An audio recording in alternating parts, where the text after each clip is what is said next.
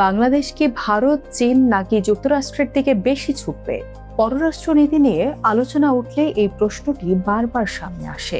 কিন্তু আধুনিক আন্তর্জাতিক রাজনীতি কি একমুখী কোনো আনুগত্যের খেলা?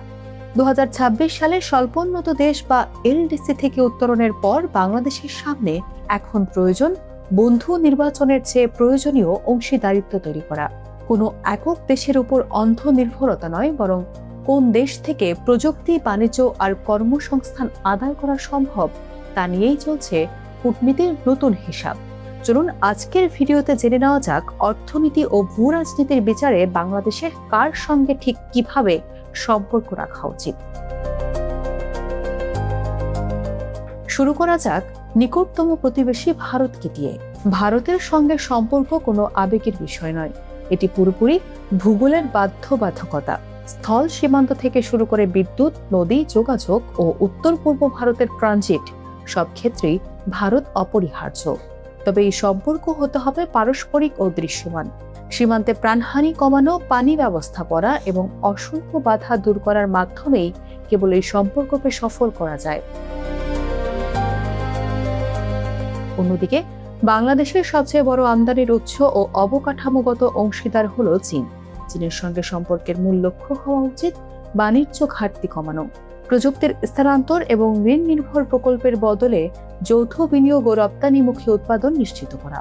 ভারত চীন বিরোধের মাঝে ভারসাম্য রাখতে গোপন কূটনীতি নয়, বরং শতভাগ স্বচ্ছতাই হতে হবে বাংলাদেশের হাতিয়ার। যুক্তরাষ্ট্র বাংলাদেশের অন্যতম প্রধান রপ্তানি বাজার এবং প্রযুক্তি ও উচ্চশিক্ষার বড় কেন্দ্র। এই সম্পর্ককে শুধু রাজনৈতিক আলোচনার সীমাবদ্ধ না রেখে বাজার সম্প্রসারণ ও প্রযুক্তি বিনিময়ে রূপ দিতে হবে। পাশাপাশি ইউরোপীয় ইউনিয়ন হল বাংলাদেশের পোশাক খাতের সবচেয়ে বড় ক্রেতা। এলডিসি উত্তরণের পর ইইউ এর সঙ্গে সম্পর্ককে শুধু সস্তা শ্রমের বাজারে আটকে রাখায় চলবে না, বরং সবুজ শিল্প, কারিগরি শিক্ষা ও গবেষণার অংশীদার করতে হবে। ঠিক একইভাবে জাপান ও দক্ষিণ কোরিয়ার সঙ্গে শুধু ঋণ বা সেতু নির্মাণের চুক্তি নয়, বরং শিল্প প্রযুক্তি, কোডিং, জাহাজ নির্মাণ এবং দক্ষ কর্মী তৈরির যৌথ মানদণ্ড গড়ে তুলতে হবে। মধ্যপ্রাচ্যের দেশগুলোতে আমাদের লাখো লাখো প্রবাসী কাজ করলেও সেই সম্পর্ক এখনো কেবল শ্রমিক পাঠানো আর তেল কেনার মধ্যে সীমাবদ্ধ। এই মডেল বদলে তেল নির্ভর অর্থনীতি থেকে পর্যটন, খাদ্য নিরাপত্তা এবং কৃত্রিম বুদ্ধিমত্তার যুগে যৌথ বিনিয়োগ ও দক্ষতা অংশীদারিত্ব করতে হবে। এছাড়া আসিয়ানভুক্ত দেশগুলো যেমন মালয়েশিয়া, সিঙ্গাপুর, ভিয়েতনামের সঙ্গে আঞ্চলিক যোগাযোগ ও সরাসরি বাণিজ্য বাড়াতে হবে। দক্ষিণ এশিয়ায় আঞ্চলিক বাণিজ্য যেখানে নামমাত্র, সেখানে আসিয়ান দেখিয়ে দিয়েছে কিভাবে আঞ্চলিক সহযোগিতার মাধ্যমে অর্থনীতি শক্তিশালী করা যায়।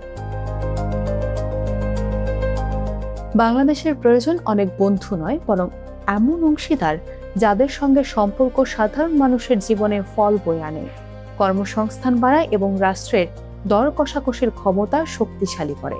ভূগোলে প্রতিবেশী, অর্থনীতিতে বহুমুখী এবং কূটনীতিতে স্বচ্ছ হওয়াই হতে হবে আমাদের নতুন পররাষ্ট্র নীতির মূল মন্ত্র। বাংলাদেশের এই কৌশলগত অবস্থান নিয়ে আপনার কি মনে হয় কমেন্ট করে জানান।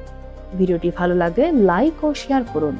এমন সব চমৎকার ভূরাজনৈতিক বিশ্লেষণ পেতে আমাদের চ্যানেলটি সাবস্ক্রাইব করে সাথেই থাকুন।